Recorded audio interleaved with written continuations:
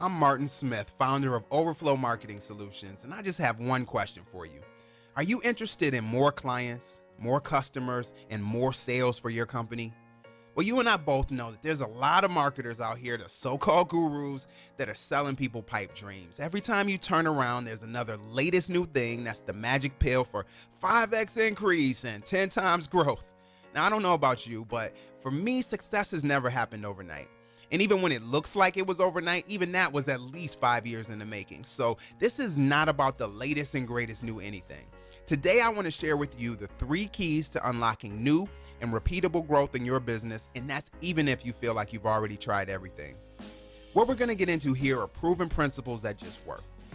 I'm not about the big hype and the empty promises, so this may not make you millions overnight, but by the end of this video, you will have a strategy in place to create 5 to 10% growth in the next year. And if you have an established company, then that kind of growth will go right to your bottom line because it doesn't take a lot of additional cost to create it. Stop and think about that for a second. What could you do with an additional 10% cash flow over the course of the next year? I might be dating myself a little bit with this one, but do you remember Mike Tyson fights back in the 80s? They all ended in the first round. It was like if you went to the bathroom and you just missed the entire fight. That's what we're going to do right here. Give you a strategy that in the next 5 minutes, just this one strategy is enough to create that 5 to 10% increase in revenue. Now, you've already heard of the 80-20 rule. It's also called the Pareto principle. It was named after Vilfredo Pareto, an Italian economist and engineer. In 1906, he found 80% of the land in Italy was owned by only about 20% of the population. Then it seemed like that same stat kept creeping up over and over again, even down to the peas in his garden. 80% of the peas came from only 20% of the pea pods. It still holds true today. For any large system, roughly 80% of the effects will come from 20% of the causes. So what that means is that generally 80% of your results are going to come from 20% of your efforts. 80% of your revenue will come from 20% of your clients. 80% of your revenue will also come from 20% of your products. So out of your whole product line, only 20% of them will generate 80% of that revenue. And then 80% of your headaches will also come from 20% of your clients. And it doesn't even have to add up to 100. So it looks like 80-20 should be adding up to 100%, but you could have a 95-20 where 95% of the results come from 20% of the clients, or it can even be 70-30. Just the main idea is that a substantial portion of the results will come from a small portion of the causes. And 80-20s can even be stacked on top of each other. So what I mean by that is that if you have 100 clients where 20 of them are generating 80% of your revenue, within that 4 will be generating 80% of that revenue. So 20% of the 20 will generate 80% of that revenue. And then even within that 4, it's likely that 1 will kind of outshine the others and be generating the vast majority of that. So the way that you can use this in your business is if you fire the bottom 20% of your clients and spend that leftover time going after more of the top 20%, you can turn your growth around exponentially. So you'll have happier clients overall, you'll make more money, and you'll have less headaches and more control over your time. So just that right there alone can easily create 10% growth in your company. But let's just dig into this a little bit more because I have a question that I want to ask you, and I really want you to answer this. Are you making your decisions right now based on your average customers? Right? Answer that question when you think about it. Are you focusing on your average customers? Are you trying to get the majority of everybody to be on the same page and then that's how you make decisions? Okay, if this bell curve right here on your screen, if that represents your audience, that's the average curve, then for every decision you make, you want to be right there in the middle because the majority of your customers will think that you're doing the right thing. So if we're talking about pricing here, just think of it in terms of your price being kind of right there in the middle. Let me not get ahead of myself. So if we're talking about pricing, then half of your customers are going to think that your price is too cheap, right? So they're getting a great deal, right? If your cost is cheaper than what they would expect it to be, they're happy to be buying your product. The other half is going to think that it should cost less. So some of those people will buy, but at a certain point, they feel like it's not worth it, so they won't really buy anymore. Now, if this is what your market looks like, you want to put your price right there in the middle. That's how you can maximize the number of people who will buy. But the reality is that your market doesn't really look like this. This right here, this skew curve, is what your market really looks like. Now, I learned a lot about this in 80/20 from Perry Marshall. He has a book on 80/20. I highly recommend that you go ahead and pick that up if you haven't read it already. But here in this graph, you can see the Pareto principle at work, where 20% of your clients are generating 80% of your revenue. Now, when you know that this is what your business looks like, it changes all of your priorities, because now it's not just about trying to find the best compromise for everybody. You realize that your actions have much more impact on your growth when you start to focus most of your time and if not all of your resources on that 20% that's generating 80% of the results. And getting the most from 80/20, first of all, you want to identify your 20s, right? So who are the top 20 or 30% of your clients that are now generating 80% of your revenue? And who are the bottom 20% of your clients that are taking up all your time? They always want discounts, they never pay on time, and they're just a headache and a pain in the butt. So how can you get rid of those clients? Now, that bottom 20 may not even be clients. It might be the bottom 20% of your products or features that are causing your clients the most problem, right? So you may not be able to get rid of those, but at least that's where you want to focus most of your research and development money and time and resources, because that'll have a huge impact on the quality of your brand overall. And next, you want to give 80/20 room to work. If you only have one price level, you need multiple levels. You can add the ability for people to buy in bulk, right? Let them buy a packet. You could actually package your products along with some services, kind of make some bundles. You can add higher end tiers. But somehow you need to find a way to service your best customers, because they naturally want to become 80% of your revenue. I think that's the biggest thing that it took me a while to kind of grasp, is that 80/20 is not just something it's just not some statistics and figures out there. It's the natural way that things want to settle. So you actually want to make sure that you're encouraging 80/20 and giving it room to work, because otherwise you're actually standing in the way of what naturally wants to happen. So the number one way to increase your bottom line by 5 to 10% over the course of the next year without doing anything else is to raise your prices. Let me say that one more time. The number one way to increase your bottom line by 5 to 10% without doing anything else is to raise your prices. Now, I can already see you. I see you.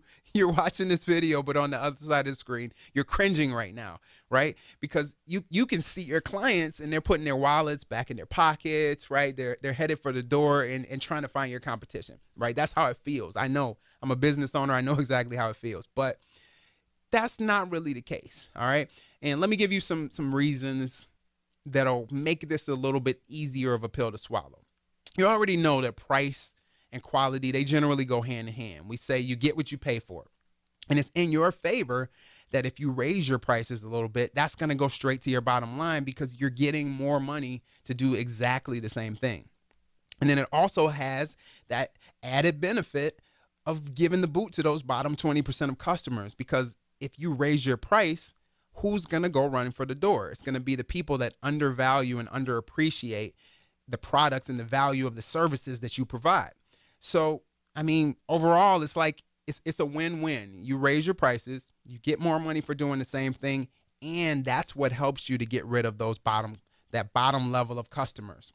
Because they're sitting there saying, it's not really worth that much. I'm not going to pay that extra price. But let me show you the real numbers behind the price increase, because I think that even helps even more. So if your company operates at a 40% gross margin and you increase the prices by 10%, that you could lose 20% of your sales and you'd end up with the exact same gross profit dollars. So your sales volume could drop by 20% and you'd have the exact same profit, but you still lose those headaches and those problems. You know, I feel like I'm, like they say, beating a dead horse. But I mean, I just hope that this is clicking. I hope that sticks with you, because you raise your prices and you get rid of the majority of the problems that you have right now. And usually even the majority of your time is spent dealing with putting out those fires from your worst clients. All right. And then when you get rid of that, you get to turn around and reinvest all that extra time, all that extra money into serving the clients that are in the top 20%. So, but if you do decide to raise your prices, at least I'm telling you to do it. I'm saying be gung-ho about it, get out there and do it, and don't worry about it. But do soften the blow a little bit, right? There's some ways that you can do that, and one that I found to be the best is just to set a date for when you're going to do the price increase, when it's going to take effect, and tell your best customers in advance, right? So at least give them the option to buy as much as they want at the current level of pricing before the price goes up. Right? So also, another option similar to that is that you could actually tell your best customers, hey, I'll let you lock in for X period of time, right? So give them a contract that they can buy as long as they keep buying a certain amount a month. You can give them a contract that locks them in at that same price. And it could be for a year, it could be indefinitely.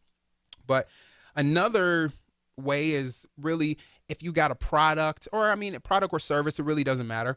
But if you are releasing a new feature, then use that as your reason for raising the price.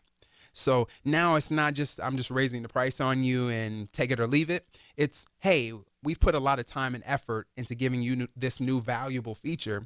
And so the price has to go up because the service is now more valuable, right? So at least that gives people a reason, something they can hold on to. And so they're not as mad about it. And lastly, you could even wait. So first, focus on the 20% that are your best customers. Create some new options for them, some new levels, allow them to buy into those bundles, get them upgraded into higher packages.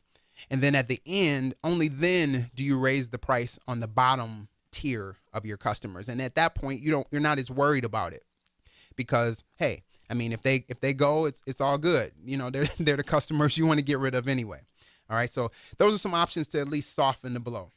But with all that being said, knowing that you could lose 20% of your customers and still have the same, or 20% of your sales and still have the same amount of profit, can you see how if you got rid of that bottom 20%, focused on selling bigger packages to that top 20% and maybe even raised your prices a little bit, it wouldn't be hard to see 10% growth over the course of the next year? But all of that in total revolves around you identifying that top 20%. And as we go through today, I just want to help you kind of figure out how to flesh that out, show you how to generate that growth by identifying, marketing to, and creating more of those top clients that you can serve at the highest level. And honestly, this is just one concept, right? So this 80-20 and how to use that to leverage it and get more growth, that's just one of the things we're going to cover today. I have at least 4 or 5 more strategies that I'm going to share that are, in my opinion, just as impactful as this one. That was the first 12 minutes of our masterclass on increasing growth in your company and generating new and repeatable growth over the course of the next 12 months. Like I said, that was only one of the 5 important strategies that I'm going to share with you during the course of this class. Now, I'm so excited and so happy that you've committed to growing your company, because one thing is for sure, either you're growing or you're shrinking, right? There's no standing still. So you're either moving forward or you're moving backward. And so I'm happy and excited for you and your company that you've made the choice to be on the right side of that thing, because we're going to create jobs. We're going to create freedom of time, create wealth, and all those things are possible when you know these strategies that I have for you today. So just to continue right where you left off, I either want you to follow that link that's on your screen or click the link below, depending on where you're watching this. But just make sure you go to that link. That'll drop you in right where you left off. You don't have to rewatch the first 12 minutes, and then you'll be able to finish up the rest of the masterclass.